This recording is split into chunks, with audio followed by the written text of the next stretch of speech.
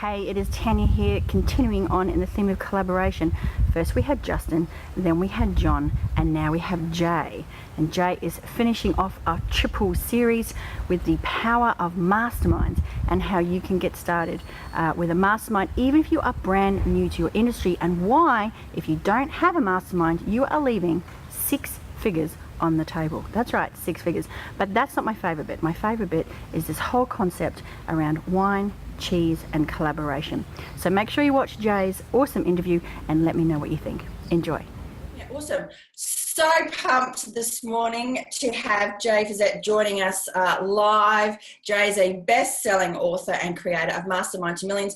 And Jay, I'm actually going to read a little tiny bit from your bio because it absolutely cracked me up. I've just got it here over on the screen. You are an avid outdoorsman at 5-star hotels, and you speak fluent smart ass. I love you. This is What is your outdoor sport of choice at a 5-star hotel before we deep dive into Mastermind? It is very simple. It is ordering red wine, and I am so good at it, you would be stunned. I could win a medal for it. Well, I'm sure you have a huge following here in Australia because that is our language. And I do love the Aussies. I made, I think, 5 trips one year, like 2 years ago. So I do enjoy spending a little time on your island. Yeah, awesome on our island home. Look, thank you so much. I know you've got a very short time from this morning, so let's jump straight in. Masterminds. How much money are entrepreneurs leaving on the table if they don't have a mastermind? Oh, brilliant question. Love you running out of the gate with it. Our phrase is add 6 figures to your bottom line. So in my humble opinion, if you do not have a mastermind as part of the model by which you share your intellectual property, your training, your expertise, your community, it's at least a 6-figure mistake. Now, that said, I'm a fervent believer that the most powerful position is to actually bookend, is that I think all of us should be in a mastermind that sharpens our leading learning edge. And then we should also be leading a mastermind for our tribe. And if you do both of those things and you bookend both of those pieces, I think we can add a 0. I think that actually makes a $1 million difference in most people's lives and businesses. Now, how much of a mastermind do you need to be? A lot of people, I think, they create a barrier to entry in their minds, thinking, I don't have enough experience, I'm not a guru. How much experience can you get away with, or inexperience can you get away with to start a mastermind? Well, that depends on how many red wines you ordered first. And I'm going to get onto your red wine collaboration mastermind. That is just, again, brilliant. But yeah. I'll tell you more about that. But here's a slightly different different twist on your question, which is a really great question. Is that it's not as much about the it's not so much about the expertise or the where I'm at or how far ahead I am. Think more in terms of influence. And what I want people to understand is that expertise is one way to develop influence, but there are other ways. There is access is a way to develop influence. Community is a way to develop influence. Support and engagement and reciprocity is a way to develop influence. So when you think about this perspective, really consider the question twofold, is that what is my degree of expertise in this particular area, and what is my influence? And often influence will trump expertise. But if you don't have expertise or influence, then you're going to need some support and some assistance in building strategically those pieces so that you can launch your mastermind successfully. One of the programs we lead is actually called Lead, Accelerate Your Influence and Your Income. And at least, it's probably more than 2/3 of the program, is all about influence building. So I guess the answer to the question is lock those 2 things together and figure out what is necessary for your tribe. And I guess the last part to say to that really quickly, it helps to have results, experience, expertise, wisdom, and network that your tribe doesn't have yet. That's part of the attraction. But also recognize that you can create that quite easily. And this is content that I cover in the Launch Your Mastermind 90-day bootcamp. It's content that we cover in our Mastermind to Millions live program. It's in a bunch of places. But you can also launch a fantastic mastermind by borrowing people's expertise and influence as anchor members. So I'll just give you an example. So I love Tony and Michaela, two brilliant human beings that I love and respect tremendously. Now, if I was doing a mastermind that was really related to money, I don't need to be a money expert. I mean, I've done reasonably well over the past 30 years, all the rest of it. But let's be clear about this, is I could bring Tony in as one of my anchor members, and I could lean on Tony's expertise and utilize Tony's name and Tony's wisdom and Michaela's wisdom and the books that they've just written, all those pieces.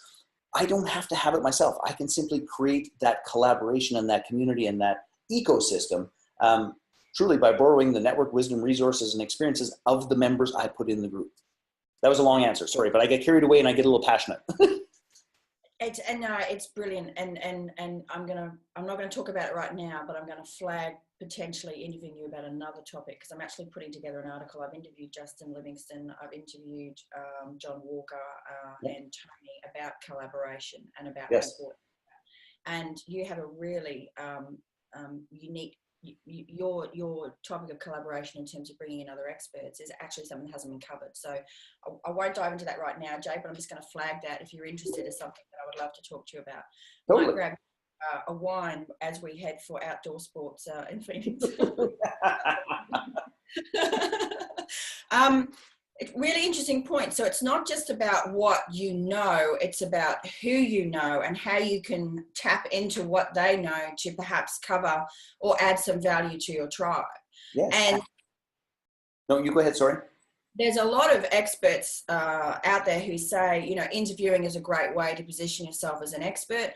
Publishing is a great way to position yourself as an expert. So when you are bringing in these experts into your mastermind to add value to your tribe, you're also building influence because you are interviewing, and then of course you can repurpose that content and publish.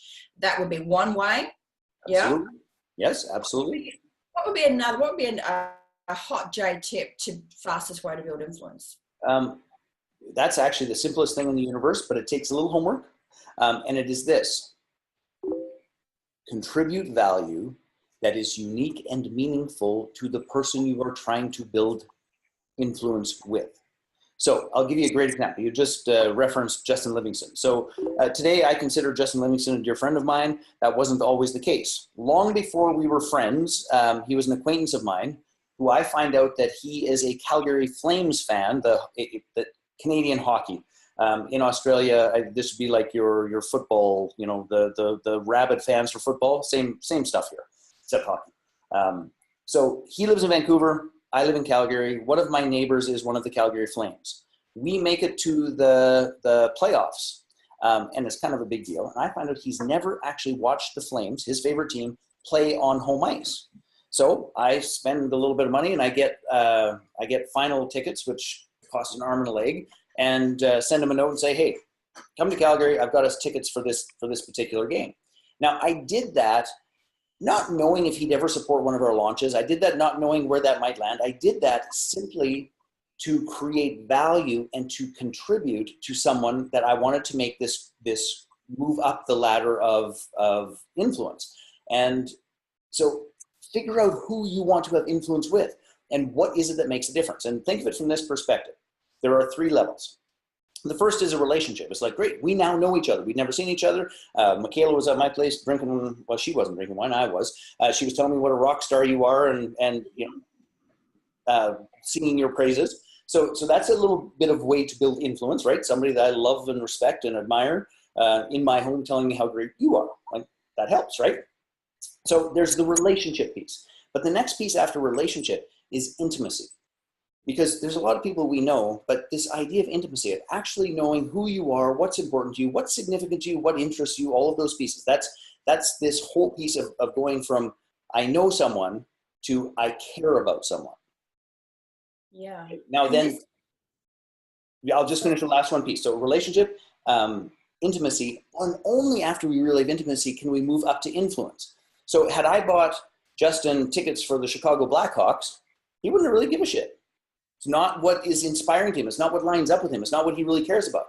But to be able to say, hey, this is your team on their home turf. We can say hi to my neighbor who plays for the Flames. Like that gets to the heart of it. So we went from relationship to intimacy to influence pretty damn quick. Does that make sense? Yeah, totally. And I've got here your Fill Your Masterminds with Ease book, and you talk about the fastest way and best way to grow your business is through relationships. Emails are easy to ignore and people are not. And I wanted to mention that because it's exactly what you're talking about. And a lot of people think, marketing is very important, but people are still missing that face-to-face and that connection, aren't they? Completely. And that's where the goal is. Well, and I say this to people all the time, and internet marketers roll their eyes at me a little bit. But honest to goodness, if you gave me a list of 10,000 people that's supposed to be a hot, engaged list that I could send emails to, or you gave me 100 people who showed up in a room to connect with me and the message that I have, I take the 100 people every time. Every single time. Yeah. So what would you say would be the biggest mistake people make? What would be the most common mistake people make when they're looking at putting a mastermind together or / build influence? Well, I think we can actually lump those two things together because one begets the other. And I think, perhaps a small poke at my American friends. I think there's something about the Canadian / Australian / Commonwealth grounding. And by the way, we have a brand new puppy who just came home, his name is Lou, and he's being nicknamed Crazy Lou. So there's not much I can do about the noise in the background, and I apologize, but Crazy Lou is making himself heard.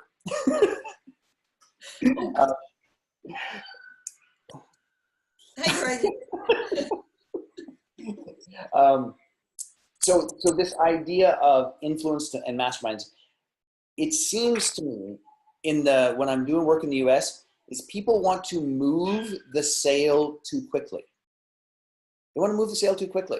And it's like, slow down, vet better, select better, because we don't sell masterminds. We do not sell masterminds. If you are running a mastermind, you are the gatekeeper to a powerful, intimate, and unique group of people that you can only get in one way, and that is to qualify. You can't buy your way in, you can't bribe your way in, you can't kiss your ass on the way in. You must qualify your way in. And what I see happening sometimes is like, I've got 3 more seats in my mastermind, I just need to sell them. And it's like, that is the kiss of death for a mastermind. And the grounding and the approach is wrong. It's absolutely, utterly, and completely wrong. And that to me would be the biggest thing under the sun is slow the hell down, vet properly, say no when no is appropriate, and them having room on their credit card doesn't qualify them. So you're talking about finding the right woman / man instead of a one-night stand, Jay. That's what you're talking about. Well, and just so you know, I'm pretty good at that. My wife and I have been together 30 years. So yes, and I'm an expert. Yeah, well, it is. It's wooing and courting and dating and getting to know the person coming into the mastermind rather than a wham bam, thanks for your credit card, man.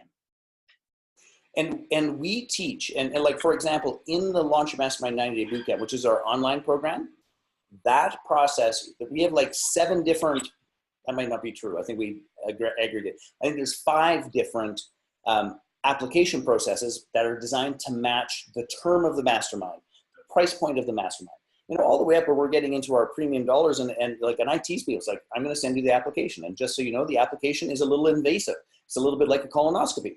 But you will either go through it or we don't need to talk any further. What about for those who say, I don't have time for a mastermind, or they take up too much time? I say, have a nice life. And I mean this in all seriousness. What a mastermind does, particularly if we are the leaders of the mastermind, is it adds leverage to our business. We begin to move from this one-on-one model to a one-to-many model. And let's be clear about this, because we're still meeting with a group of people and all those things, it's not the highest leverage that we could have, but it is stunningly powerful leverage. And the honest to God truth of it is, if you are too busy, I'm going to say in the thick of thin things, and you don't get the necessity of a mastermind, nothing I'm going to say is going to sway you. I mean, go be busy for another 3 years until you get burnt out, frustrated, broke, or bankrupt. Then we could have that conversation.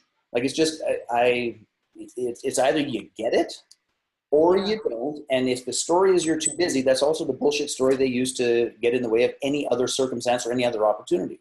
And you will either continue with that story or you will face it and do something at a higher value. Anyway, that's my snarky answer. No, I love it. And I wanted to raise it because, you know, objections come up in people's heads, and it's important to speak to those unspoken objections for those who are ready to move through. Those who aren't ready to move through, then, you know, it is a case, sadly, of have a nice life.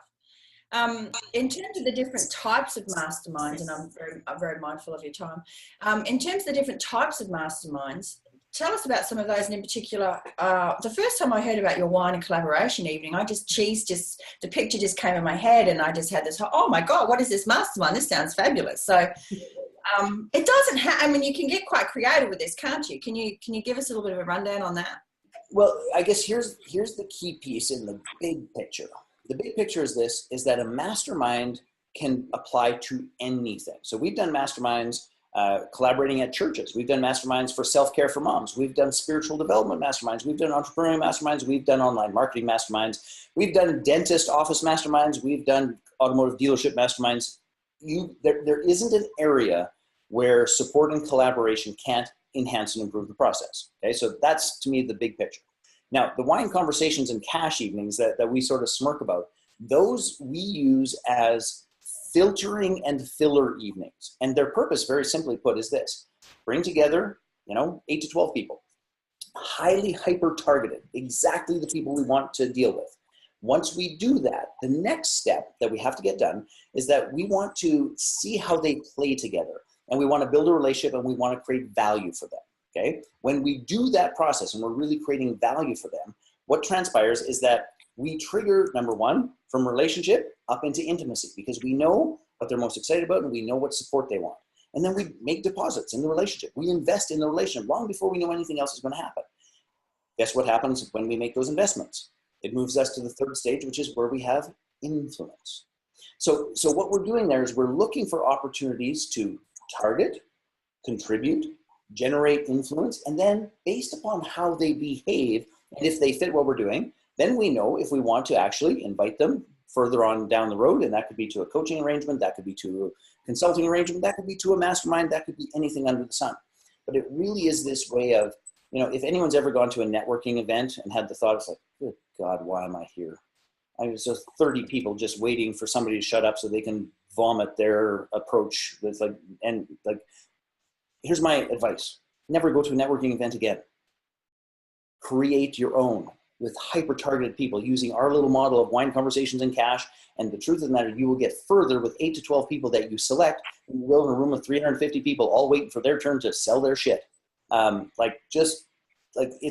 It's ridiculous. And if we get strategic about this, the worst wine conversation cash I've ever done, 60 days after the event, was $60,000 in sales. That's the worst one. And I've had significantly better. And I don't even tell the top end because people don't believe it.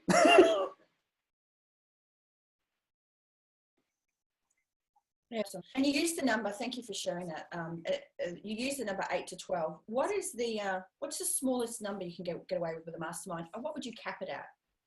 Well, it depends on the design. So we spend a lot of time in our programs talking about something called PPSP. And the PPSP is really the 10,000-foot view of structuring a mastermind. And it starts with the promise, it goes to the positioning, then the structure, then the price. So when we're talking about it from that perspective, you just got to understand that there's a lot of different promises, and we've got to figure out what's what. So put that as the filter through which I'm about to say this.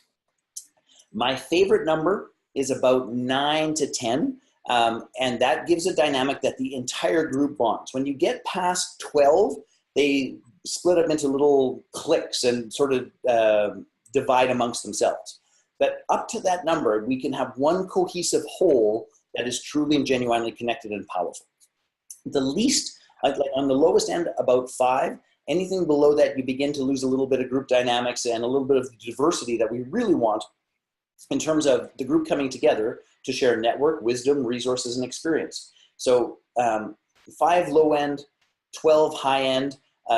As a generalization, that said, I personally have run masterminds that have been as high as 36, but the structure really dictated a method and a means for them to collaborate and connect.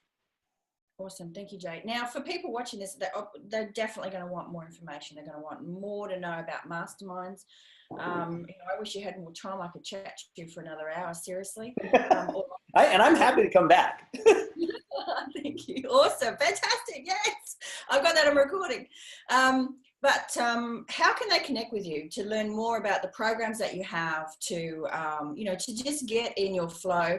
I receive your emails. I really like your emails. So guys, I would encourage you to open those. I'm not just saying that, that's true. I also get bombarded with emails, and I'm always looking for, it's great copywriting. Whoever writes your emails, congratulations. But what's the best way, Jay, to get into your funnel?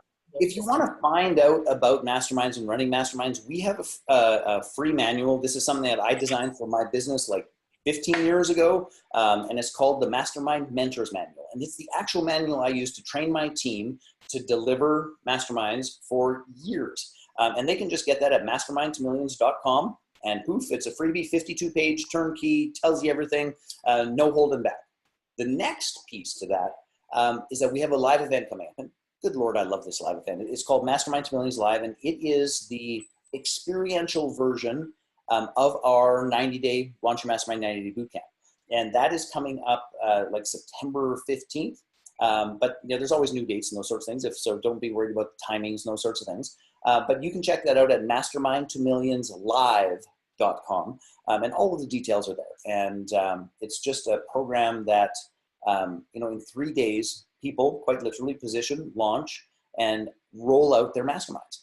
So it is a highly experiential, interactive, feel and actually work through a wine conversation with cash. It's like, oh, that's how that works. That's so simple. Work through the positioning and practice talking with people about it in terms of the filtering. It's like, watch for the lean in or the lean out. We spend a lot of time not talking about it, but actually doing it. And I think that's one of the things that separates our events from the vast majority of events on planet Earth. It's like, let's get them all excited with the what and never tell them the how.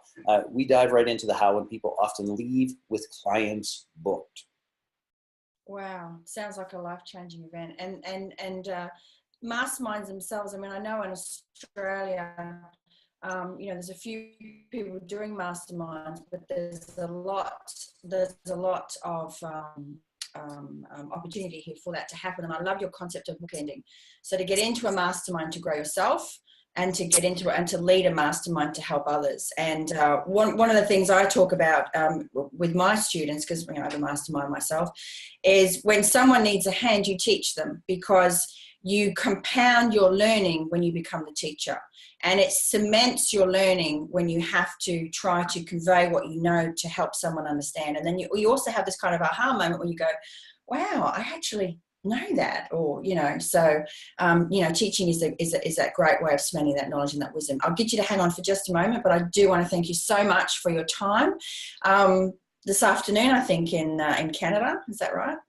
We are just after school, and we're heading on to the evening on ice, as is the norm in fall and winter in Canada. Awesome. Thank you so much. And I look forward to chatting to you again, and of course, seeing you at your event in Phoenix. Thank you so much, Jay. Thank you, Tanya. Appreciate it. Pleasure.